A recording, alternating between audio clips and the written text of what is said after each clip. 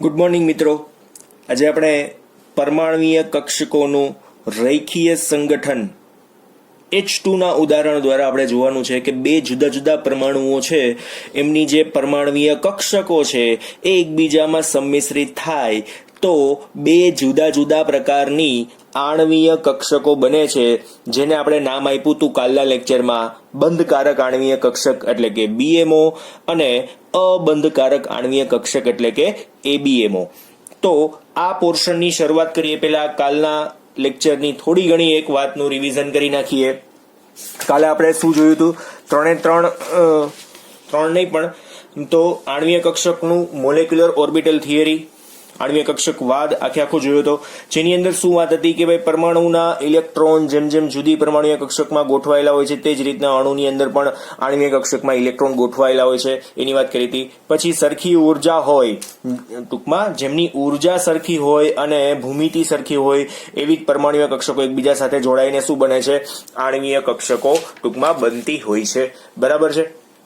ત્યાર પછી જોયું હતું પરમાણુય કક્ષકોમાં ઇલેક્ટ્રોન છે એ ટૂંકમાં એક જ કેન્દ્રની ફરતે ફરતા હોય છે. ધેટ્સ વાય આપણે એક કેન્દ્રીય કીધું હતું. આણ્વીય કક્ષકો હંમેશા કેવી હશે? બહુ કેન્દ્રીય હોય છે.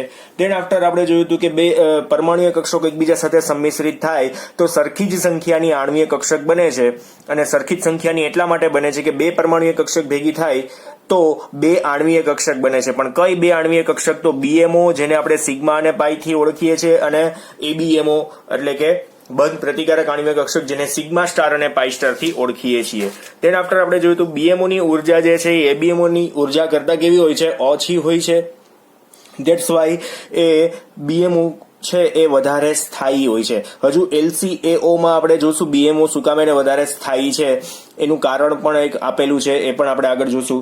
જેમ પરમાણુમાં કેન્દ્રની આસપાસ ઇલેક્ટ્રોનનું સંભવિતતા વિતરણ ક્યાં થાય? પરમાણુય કક્ષકમાં થાય. એ જ રીતના આણ્વીય કક્ષકમાં થઈ શકે, અને બે એક્ઝામ્પલ આપ્યા હતા કઈ કઈ જગ્યાએ થાય. પછી પરમાણુય કક્ષકની અંદર જેમ ઇલેક્ટ્રોનનું વિતરણ આપણે આઉબાઉ હુન્ડ અને પૌલીના નિયમ મુજબ કરતા હતા તે જ રીતના આણ્વીય કક્ષકમાં પણ ઇલેક્ટ્રોનનું વિતરણ કેવી રીતના થશે? ઇલેક્ટ્રોનનું ફિલિંગ કઈ રીતના થશે? તો આઉબાઉ હુન્ડ અને પૌલીના નિયમ મુજબ જ થાય. હવે ટોટલ 7 પોઈન્ટ જોયા હતા. લગભગ 2-3 મિનિટની અંદર તમે પાછું આખું રિવિઝન કરી શકો એવો પોઈન્ટ હતો. બહુ સહેલો પોઈન્ટ હતો. 2-3 વાર લખશો એટલે તમને કદાચ યાદ પણ રહી જશે કમ્પ્લીટ રીતે. બરાબર છે. ચલો હવે આજના લેક્ચરની અંદર આગળ વધીએ. જે લોકોએ ચેનલ સબસ્ક્રાઇબ નથી કરી એ લોકો ખાસ પ્લીઝ સબસ્ક્રાઇબ કરી નાખજો, અને જે લોકોએ ઓલરેડી કરેલી છે એ લોકોને ખૂબ ખૂબ ધન્યવાદ.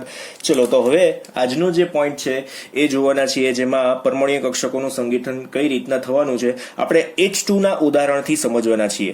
બરાબર. હવે તરંગ યંત્રશાસ્ત્ર છે, ક્વોન્ટમ મિકેનિક પ્રમાણે શું કહી શકાય? આ એક આખું એક સાયન્સ છે. બરાબર. એક પ્રકારનો એક સબ્જેક્ટ છે તરંગ યંત્રશાસ્ત્ર પ્રમાણે. સબ્જેક્ટ એનો કહી શકાય, પેટા શાખા છે એમ પણ કહી શકાય ફિઝિક્સની. રસાયણ વિજ્ઞાનની અંદર એના થોડા ઘણા કોન્સેપ્ટ જ આવે છે, બીજું કઈ આમ ડિટેલમાં આવતું નથી. બરાબર. તો તરંગ યંત્રશાસ્ત્ર પ્રમાણે પરમાણ્વીય કક્ષકોને તરંગ વિધેય સાઈ તરીકે આપણે દર્શાવવાની હોય છે. એટલે કે પરમાણ્વીય કક્ષકોને આપણે કઈ રીતના દર્શાવશું? તો સાઈની સંજ્ઞાથી દર્શાવવાની છે. ખાસ સમજો. અને એ શું સૂચવે છે?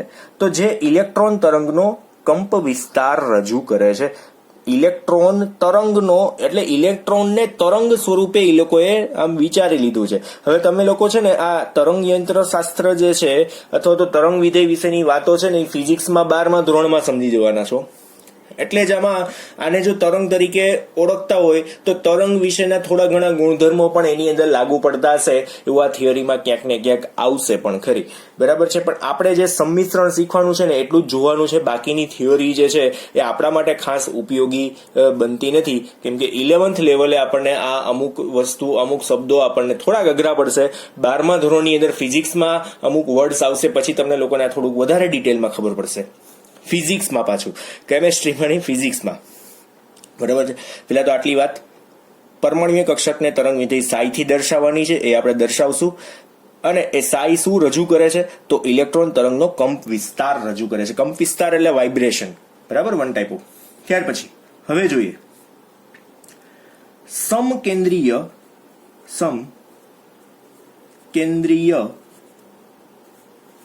દ્વિપરમાણુ દ્વિપરમાણુ કોણ H2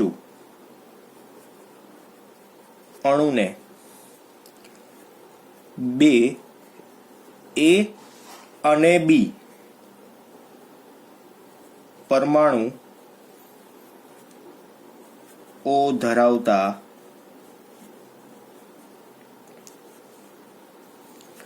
અણુ તરીકે લઈએ તો આમાંનામાં જ એ પરમાણુ માટે તરંગ વિધેય શું લેવાનું છે? સાઈ એ તથા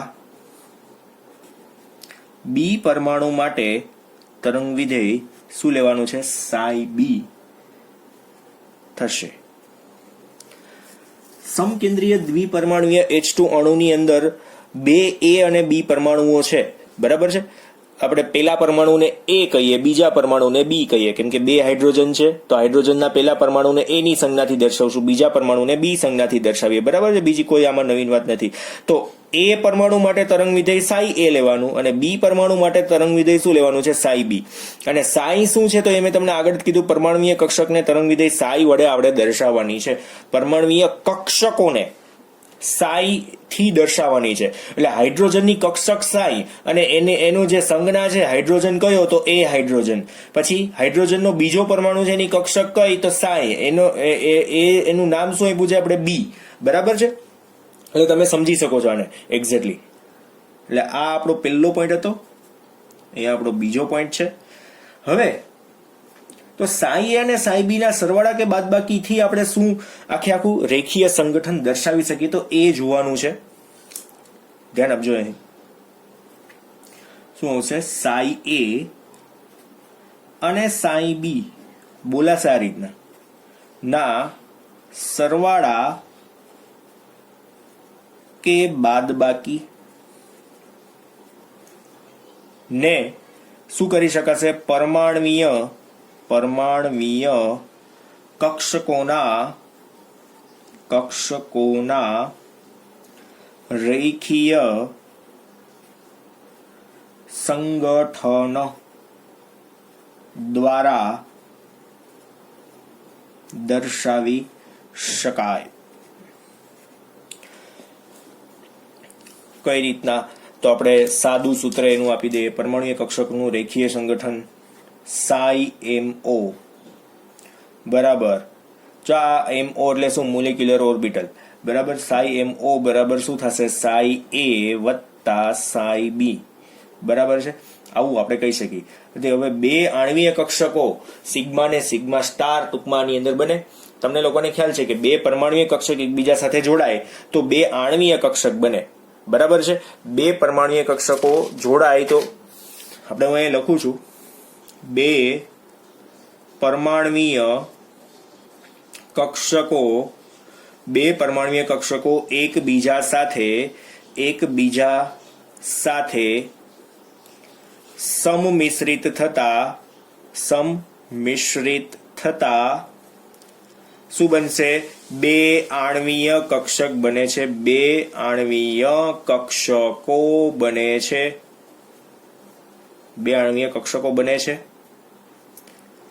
કઈ?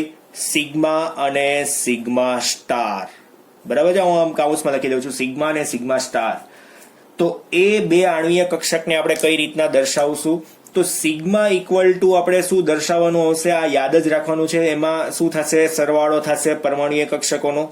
અને સિગ્મા સ્ટાર ની અંદર શું થશે? તો સિગ્મા સ્ટાર ની અંદર પરમાણુય કક્ષકોની શું થઈ જશે? બાદ બાકી થઈ જશે. અહીંયા બી લખવાનો છે, બી, બરાબર છે. સાઈ A વત્તા સાઈ બી અને સાઈ A માઇનસ સાઈ બી, બરાબર છે. હવે તમને લોકોને ખ્યાલ છે સિગ્મા કોના માટે લખાય છે અને સિગ્મા સ્ટાર કોના માટે લખાય છે, બે તમને લોકોને ખ્યાલ છે, બરાબર છે. આ સિગ્મા કોના માટેનો છે? BMO માટેનો છે. આ શેના માટેનો છે? BMO એટલે કે બોન્ડિંગ મોલેક્યુલર ઓર્બિટલને આપણે સિગ્માથી દર્શાવીએ અને સિગ્મા સ્ટારથી કોને બતાવીએ છીએ? ABMO. બંધકારક અને બંધ પ્રતિકારક આણ્વીય કક્ષક આ તમને લોકોને ખ્યાલ છે. એટલે યાદ રાખવાનું છે આપણે કે બે કક્ષકો બને છે તો એમાં સંમિશ્રણ કઈ રીતના થાય, તો એમાં એકમાં સાઈ એ વત્તા સાઈ બી નું સંમિશ્રણ થાય, એકમાં સાઈ એ માઇનસ સાઈ બી નું સંમિશ્રણ થાય. બરાબર છે. એટલે વત્તા અને ઓછા એ શબ્દ આપણે ખાસ યાદ રાખવાનો છે. રેખીય સંગઠન આપણે આ રીતના દર્શાવવાનું છે. બરાબર છે. તો એની માહિતી સામાન્ય આપી દઉં કે પરમાણ્વીય કક્ષકો ના સરવાળાથી, ખાસ સમજો, સરવાળાથી મળેલી આણ્વીય કક્ષકો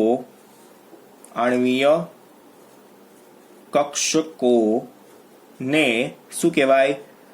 બંધકારક આણ્વીય કક્ષક એટલે કે સિગ્મા કહે છે. બરાબર. સરવાળાથી જે મળે છે ને આપણે સિગ્મા કહીએ છીએ, એટલે BMO. બરાબર છે. અને આપણે કન્ટિન્યુ લખી શકીએ. અને બાદબાકી, કન્ટિન્યુ લખી નાખીએ, બાદબાકીથી મળેલી આણ્વીય કક્ષકોને શું કહેવાય? બંધ પ્રતિકારક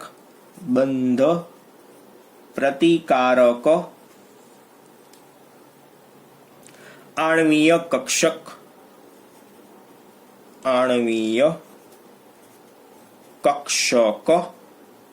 સિગ્મા સ્ટાર કહે છે. બરાબર છે. જેને આપણે બહુ સરસ આકૃતિ દ્વારા સમજવાની છે. તો આકૃતિમાં ખાસ ધ્યાન આપજો. આની અંદર દાખલા તરીકે આપણી પાસે બે કક્ષકો છે, સિગ્મા સાઈ અને સાઈ એ અને સાઈ બી. બરાબર છે. બે હાઇડ્રોજન છે. તો એને આપણે કઈ રીતના આપણે ડ્રો કરશું, ખાસ જોજો. આમાં પેલા તો એક ઉર્જા સ્તર છે. આ ઉર્જા સ્તર બતાવું છું. અહીંયા આપણે એમ લખશું, અહીંયા વધતી ઉર્જા, ઉપરની તરફ જેમ જાય એમ ઉર્જામાં શું થાય? વધારો થાય છે. બરાબર છે. હવે અહીંયા આપણે હું ડ્રો કરું છું એક રાઉન્ડ સાઈ માટેનું, પછી અહીંયા બીજું રાઉન્ડ. જો કેવી રીતના દોરું છું એ તમારે ખાસ જોવાનું છે. ત્રીજું રાઉન્ડ અને અહીંયા છે ચોથું રાઉન્ડ. બરાબર છે. ઓલમોસ્ટ તમને બધા જ દેખાય છે. હવે આપણે બધાને કનેક્ટ કરવી છે.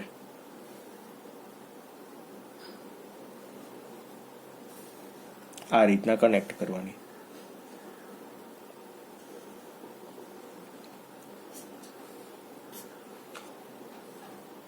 અત્યારે તમને વિચિત્ર લાગશે કે આ શું દોરે છે. ખરેખરમાં પછી આના ક્વેશ્ચનનું સોલ્યુશન કરશું ને ત્યારે તમને એમ થશે લે આમાં તો કાંઈ નહોતું. જો આને આપણે શું કહેવાનું છે?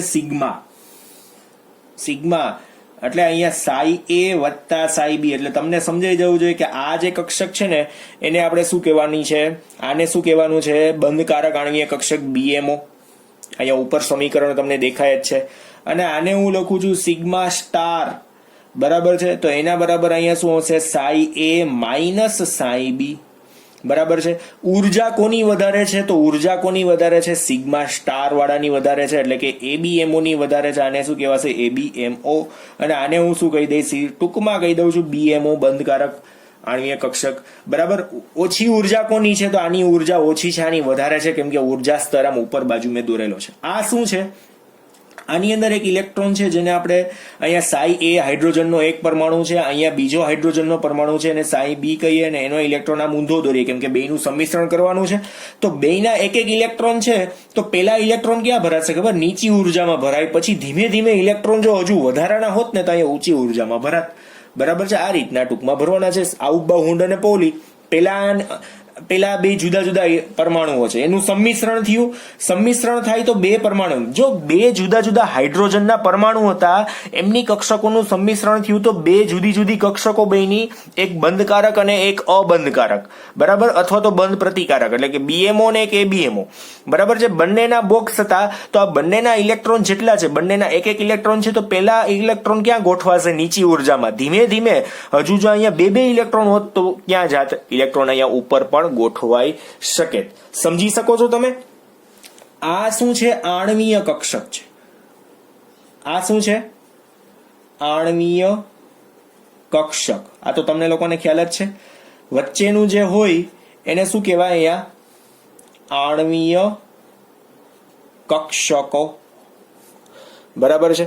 પણ આ જે છે એને શું કહેવાશે? પરમાણ્વીય કક્ષક. આને શું કહેવાય?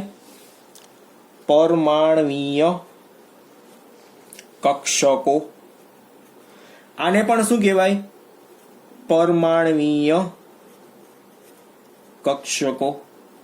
ટૂંકમાં તમને ખબર પડી કે બે પરમાણ્વીય કક્ષક ભેગી થાય તો બે જુદી જુદી આણ્વીય કક્ષક બની. એકની ઉર્જા ઓછી, એકની વધારે. જો કાલનો નિયમ તમને યાદ હશે ને તો આવડી જશે, તરત ખબર પડી જશે. અને એના માટે આપણે તરંગ વિધેય ઉપરથી સંજ્ઞાઓ બનાવેલી છે, તરંગ યંત્ર શાસ્ત્ર ઉપરથી, કે ભાઈ આને સિગ્મા કહેશું, આને સિગ્મા સ્ટાર કહેશું. તમને લોકોને સીધી ખબર હોવી જોઈએ, કેમ કે મેં કાલે એ કીધું હતું તમને લોકોને કે બીએમઓ માટે સિગ્મા અને પાઈ, એબીએમઓ માટે સિગ્મા સ્ટાર અને પાઈ સ્ટાર, બરાબર છે. આ બધી જ વસ્તુઓ મેં તમને કાલે કીધેલી હતી. એટલે આજે આનો આપણે ઉપયોગ કરીએ છીએ. બાકી વધારાની મેં અહીંયા ડેફિનેશનો તમને ઓલરેડી આપેલી પણ છે જ, બરાબર, તમે સમજી શકશો. હવે આની અંદર આપણે થોડુંક ડિટેલમાં જઈએ કે ભાઈ આમાં આગળની કઈ પ્રોસેસ જોવા મળશે, બરાબર છે. એ આપણે ખાસ જોઈએ કે વિવર્તન અને વ્યતિકરણ આ શબ્દ એક આપણે જોવાનો છે કે જો ઇલેક્ટ્રોન છે એ પરમાણ્વીય કક્ષકોની અંદર છે અને એને આપણે તરંગ યંત્ર શાસ્ત્ર મુજબ જો આપણે તરંગની અંદર આપણે ઓળખીએ, તરંગ તરીકે આપણે એને જો લઈએ તો તરંગની અંદર શું હોય કે કંઈક પ્રકારનું વાઇબ્રેશન તો હોય જ. એમને તરંગ ન હોય, કેવું હોય? વાઇબ્રેશન હોય.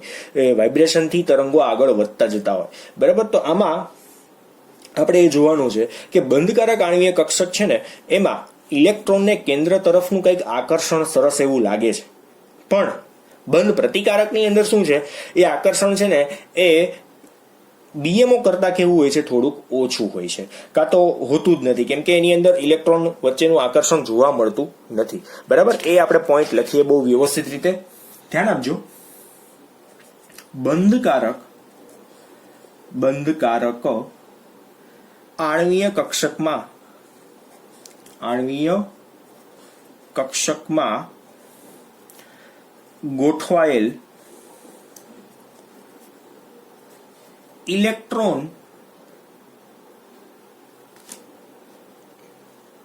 ને કેન્દ્ર પ્રત્યે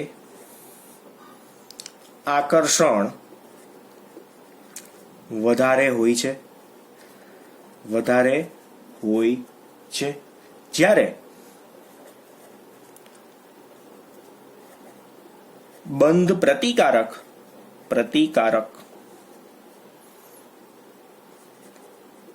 આણ્વીય કક્ષકો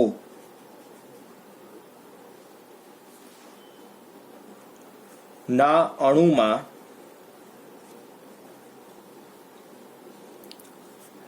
ઇલેક્ટ્રોન અને કેન્દ્ર વચ્ચે આકર્ષણ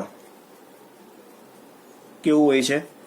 ઓછું હોય છે. તેથી આપણે આમાં તેથી કહી શકશું, તેથી બંધકારક આણ્વીય કક્ષક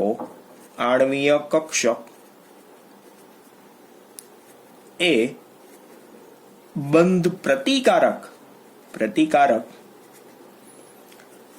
આણ્વીય કક્ષક કરતા વધુ સ્થાયી બને છે. એબીએમઓ અને બીએમઓ માં કોણ વધારે સ્થાયી? તો બીએમઓ છે એ વધારે સ્થાયી છે, બરાબર છે. અને ખાસ બંધકારક આણ્વીય કક્ષક છે ને એમાં શું હશે? ઇલેક્ટ્રોનની ઘનતા લગભગ છે ને દૂર થઈ જાય, એમાં આકર્ષણ ન હોય.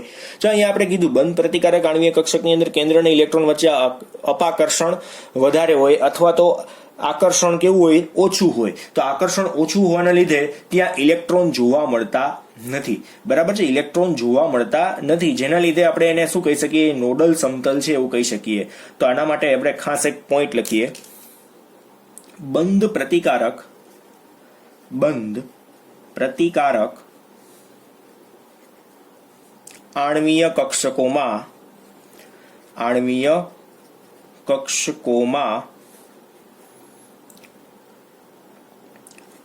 બંને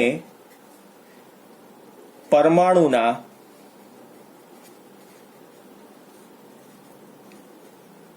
કેન્દ્રો વચ્ચે ની જગ્યામાં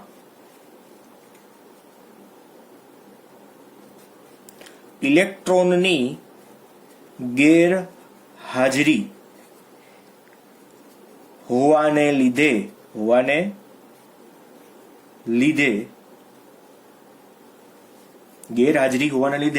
કાં તો ઇલેક્ટ્રોનની સંખ્યા શૂન્ય હોવાને લીધે એ જે ભાગ છે બંને કેન્દ્રો વચ્ચેની જગ્યામાં ઇલેક્ટ્રોનની ગેરહાજરી હોવાને લીધે તે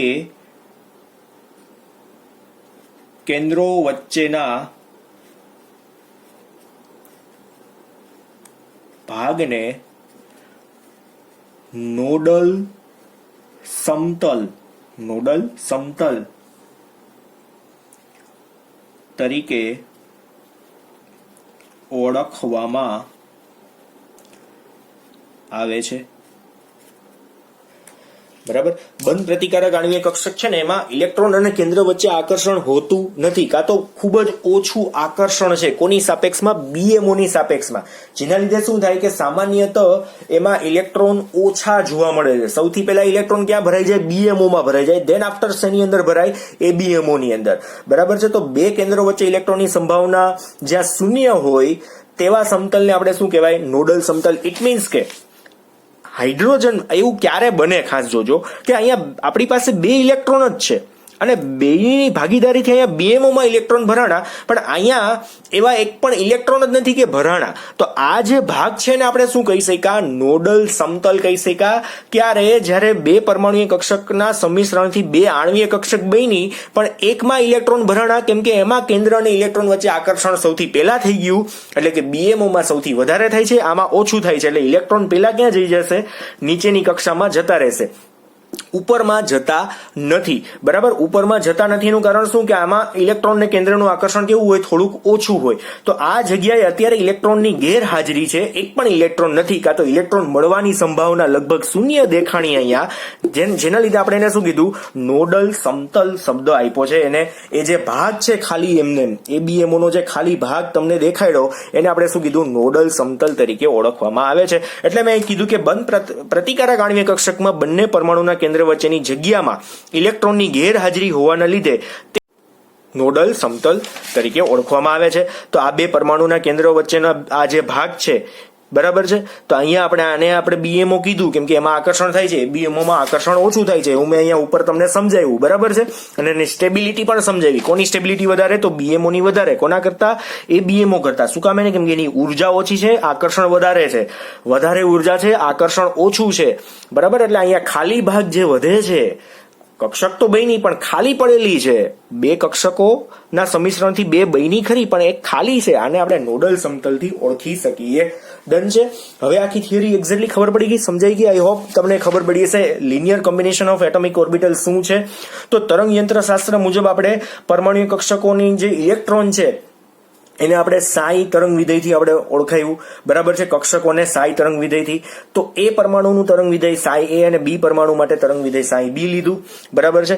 હવે બંનેનો સરવાળા કે બાદબાકીથી આપણે રેખીય સંગઠન કરી શકીએ કે ભાઈ આપણે એક મોલેક્યુલર ઓર્બિટલ જોતી છે, આણ્વીય કક્ષક જોતી છે, સાઈ MO. MO એટલે શું? મોલેક્યુલર ઓર્બિટલ, આણ્વીય કક્ષક. જોતી છે તો બે પરમાણુની પરમાણુય કક્ષકને શું કરવા પડે? ભેગી કરવી પડે. પણ બે પરમાણુય કક્ષકોનું સંમિશ્રણ બે જુદી જુદી રીતે થાય. એક બીએમઓ પ્રકારે થાય અને એક એબીએમઓ પ્રકારે થાય. એટલે કે એકમાં સરવાળો થાય, એકમાં શું થાય? બાદબાકીથી આપણે દર્શાવી શકીએ. આ મેથેમેટિકલ સ્ટેપ છે. શું કામ એને પ્લસ, શું કામ એને બાદબાકી એવું નથી, બેને જુદા પાડવા માટેની. બરાબર છે. પછી આપણે કીધું સિગ્મા શેના માટેનું છે? તો બંધકારક આણ્વીય કક્ષક માટે. સિગ્મા સ્ટાર બંધ પ્રતિકારક. આ તો મેં તમને પહેલા સમજાવ્યું હતું. પછી આ હાઇડ્રોજનનું એક્ઝામ્પલ કીધું કે હાઇડ્રોજનનો પહેલો પરમાણુ છે એનો એક ઇલેક્ટ્રોન છે, હાઇડ્રોજનનો બીજો પરમાણુ એનો બીજો ઇલેક્ટ્રોન. પછી એ બંનેનું સંમિશ્રણ થાય તો બીએમઓ ને એબીએમઓ બે જુદા જુદા બને છે. બરાબર. તો બીએમઓ માટેનું સૂત્ર આપણે શું બતાવ્યું હતું? Sigma equal to psi A વત્તા સાઈ બી અને sigma star equal to psi A minus psi B. આવું આપણે બતાવ્યું હતું. હવે આ ખાલી રહે છે. શું કામ એને? એના માટેની વાત આપણે આગળ જોઈ કે બંધકારક આણ્વીય કક્ષકની અંદર ગોઠવાયેલા ઇલેક્ટ્રોનને કેન્દ્ર પ્રત્યે આકર્ષણ હોય છે, જ્યારે બંધ પ્રતિકારકમાં આકર્ષણ એ કેવું હોય છે? ઓછું હોય છે. બરાબર. તેથી બંધકારક આણ્વીય કક્ષક છે એ બંધ પ્રતિકારક આણ્વીય કક્ષક કરતા વધારે સ્ટેબલ છે એવી વાત કરી. અને ફાઇનલી કીધું કે બંધ પ્રતિકારક આણ્વીય કક્ષકોમાં અહીં આ એક્ઝામ્પલની અંદર બંને પરમાણુના કેન્દ્ર વચ્ચેની જગ્યામાં ઇલેક્ટ્રોનની ગેરહાજરી હોવાના લીધે એ કેન્દ્ર વચ્ચેના ભાગને આપણે શું કહીએ છીએ? નોડલ સમતલ તરીકે ઓળખીએ છીએ. જ્યાં ગેરહાજરી છે તો એને આપણે શું કહીશું? નોડલ સમતલ તરીકે આપણે ઓળખીએ છીએ. બરાબર છે. બંને પરમાણુના કેન્દ્ર વચ્ચેનો જે ભાગ છે ત્યાં ઇલેક્ટ્રોન મળવાની સંભાવના કેવી થઈ જશે? ત્યાં લગભગ નહીવત છે અહીંયા. તો આને આપણે નોડલ સમતલ તરીકે ઓળખી શકીએ. ડન છે. તો આજે આપણે અહીંયા સુધી રાખીએ. આ થિયરીને તમારે 3 માર્કની અંદર પ્રિપેર કરવાની છે. જો પૂછાય તો અહીંયા સુધીનું જે મેં લખાયું છે ત્યાં સુધીનું તમારે લખવાનું થશે. બહુ નાની થિયરી છે. ટેક્સ્ટ બુક કરતા થોડાક ઇઝી વર્ડની અંદર મેં અહીંયા સમજાવવાની ટ્રાય કરી છે. તમારે ટેક્સ્ટ બુકમાં ખરેખર ના જોશો તો ચાલશે. અહીંયા જે સમજાવ્યું છે એને ખાસ સમજી જજો, કેમ કે આપણે આટલે આની જરૂર છે. જે એ આખો કોન્સેપ્ટ મેં તમને ઇઝી પોઈન્ટની અંદર સમજાવી દીધો છે. સાવ એટલે સાવ. બરાબર. ટોટલ લગભગ 5-6 મુદ્દાઓ છે. અહીંયા 3 મુદ્દા છે, અહીંયા 2 મુદ્દા છે, આકૃતિ છે અને પાછળના અહીંયા 2 મુદ્દા. 7 મુદ્દાઓ ટોટલ બન્યા. બહુ ખાસ નથી. બરાબર છે. આના પછીના લેક્ચરથી આપણે થોડુંક પ્રેક્ટિકલ વર્ક ચાલુ થશે, કેમ કે પરમાણુય કક્ષકોનું રેખીય સંગઠન જોવાનું છે. એટલે કે ઇટ મીન્સ એના માટેની શરતો કઈ રીતના જોડવાશું અને પછી એના આપણે જુદા જુદા એક્ઝામ્પલ જોશું. એટલે એક્ઝામ્પલ જોશો ને તમે આમ તળને ભડકેશો, હવે સર સમજાઈ ગયું, કાંઈ ઘટે નહીં એમ, એવું તમને ખબર પડશે. પણ આટલું આ ખાલી કોન્સેપ્ટ છે, સમજવાનો છે. એઝ એ ક્વેશ્ચન પણ બહુ રેર કેસમાં આપણે પૂછીએ છીએ. બરાબર છે. આ આખી પાછળની થિયરી છે. પ્રેક્ટિકલ હવે આપણે જોશું. જેમ હાઇબ્રિડાઇઝેશનની અંદર, સંકરણની અંદર તમને નિયમમાં નથી ખબર પડતી, પણ સંકરણ જેવું સમજાયું ને એવું તમને ફટાફટ ખબર પડી ગઈ. સેમ એજ આની અંદર એવું જ છે કે એમાં પરમાણુય કક્ષકોના સંકરણ વિશેની વાત નહોતી સમજાતી થિયોરીમાં. પ્રેક્ટિકલી આપણે જોઈ ત્યારે CH4 ના અણુ માટે એને તો તમને તરત ખબર પડી ગઈ. હવે સેમ એજ આની અંદર પણ આપણે જોશું. હાઇડ્રોજનના અણુ માટે આપણે ઇલેક્ટ્રોન રચનાઓ તમને યાદ કરાવડાવીશ નવી. પછી આપણે આગળ વધશું. બહુ મજા આવશે. બરાબર. તો આજે આપણે અહીંયા સુધી રાખીએ. આ એક ક્વેશ્ચન તમારે ખાલી કરવાનો છે. બરાબર. લખી 2-3 વાર લખજો. ફેરબુકમાં લખ્યા પછી 2-3 વાર લખજો એટલે વધારે સરસ યાદ રહેશે. ડન. અહીંયા સુધી રાખીએ. Thank you.